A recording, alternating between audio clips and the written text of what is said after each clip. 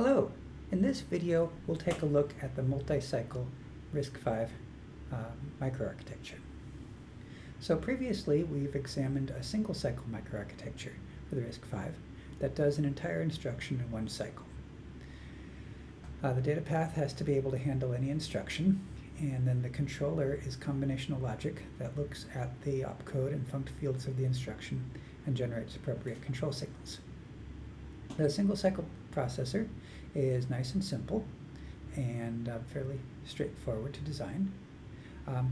Drawbacks are that the cycle time is limited by the longest instruction, which is load word, and so some instructions might have a shorter critical path, but we still have to keep the same cycle time. We also have separate memories for the instruction and data, which is somewhat unrealistic. Most microprocessors have a unified memory that can hold both instructions and data. One more drawback of the single cycle processor is the hardware. We needed 3 different adders, or ALUs, to do different operations all in one cycle.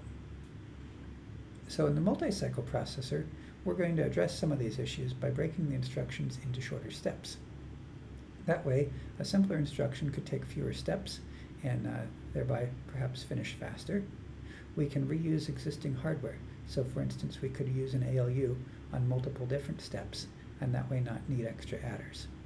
And the cycle time will be faster because our steps are smaller. So we'd expect a higher clock speed. We might expect that simpler instructions could run faster than the complicated ones, and less expensive hardware. A drawback is the sequencing overhead is going to be paid many times. We'll have to pay for that setup time and clock to queue delay on our registers on each cycle, not just once for the entire instruction. So that will cut into performance.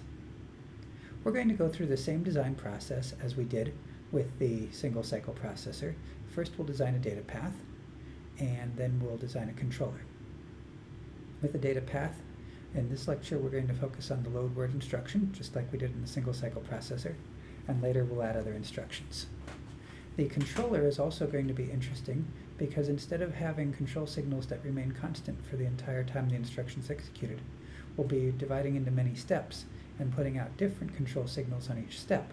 So we'll need a finite state machine rather than a truth table to describe the controller.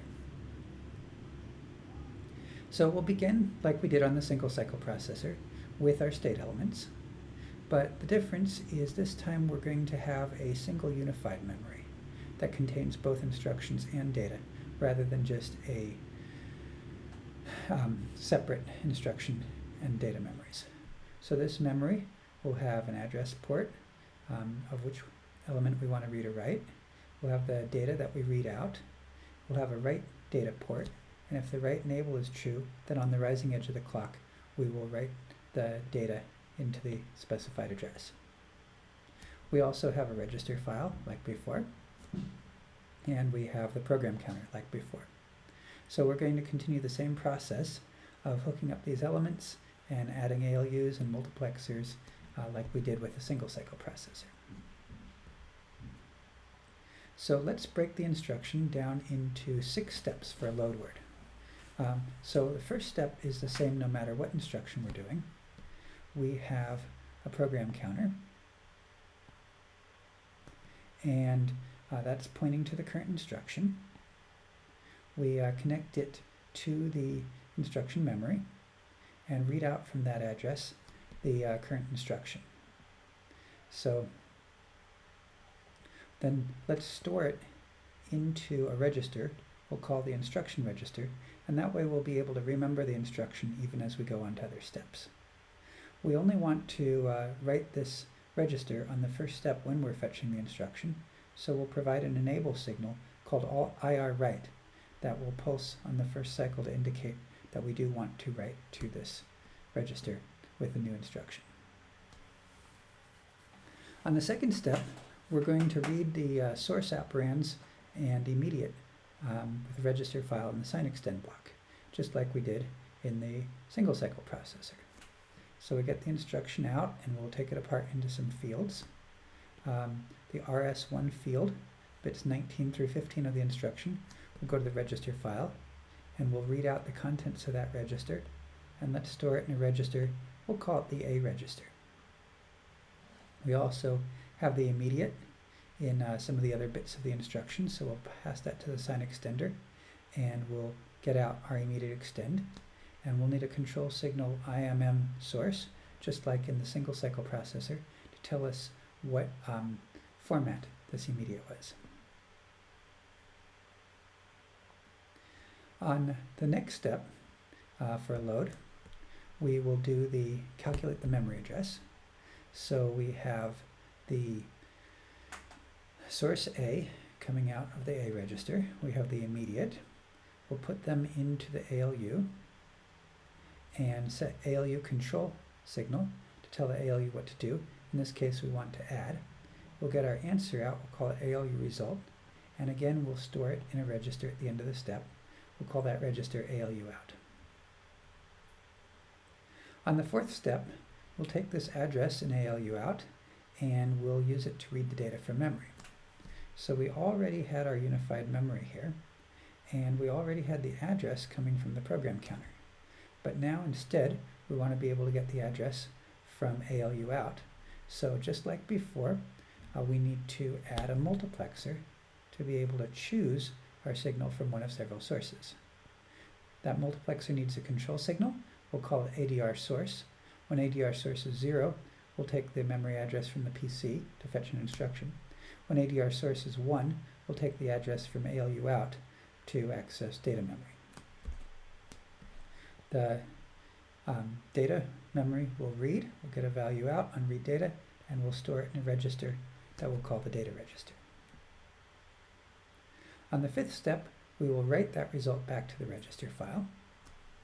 So register file was hooked up to a result signal, and we're going to need to be able to choose that result now, not just from ALU out, but also, in this case, from the data register.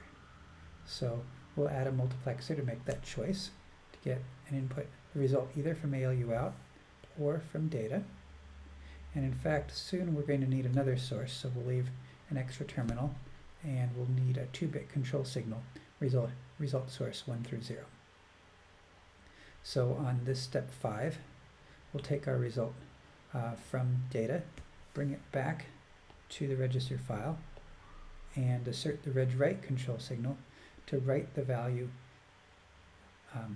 on the data value into the register file. And the address that we want to write to comes from the RD field, which is bits 11 through 7 of the instruction.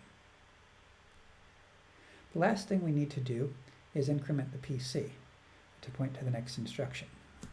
So here we had the program counter. Let's take that program counter and make it another possible source to the ALU. So source A, instead of just coming from the register file, in this case we'll take it from the PC. Source B, instead of just coming from the immediate, we'll have the option of doing 4. So we'll tell the ALU to add, and we'll calculate PC plus 4, put that value on ALU result. And we need to get it to the PC right away on this cycle. So let's add another input to the result mux to choose ALU result. Bring that result around and write it back to the PC, and we'll have a enable signal PC write to tell us that we want to change the program counter on this cycle. We also needed control signals ALU source A and ALU source B to select where source A and source B come from. So this wraps up the load word instruction in these different steps.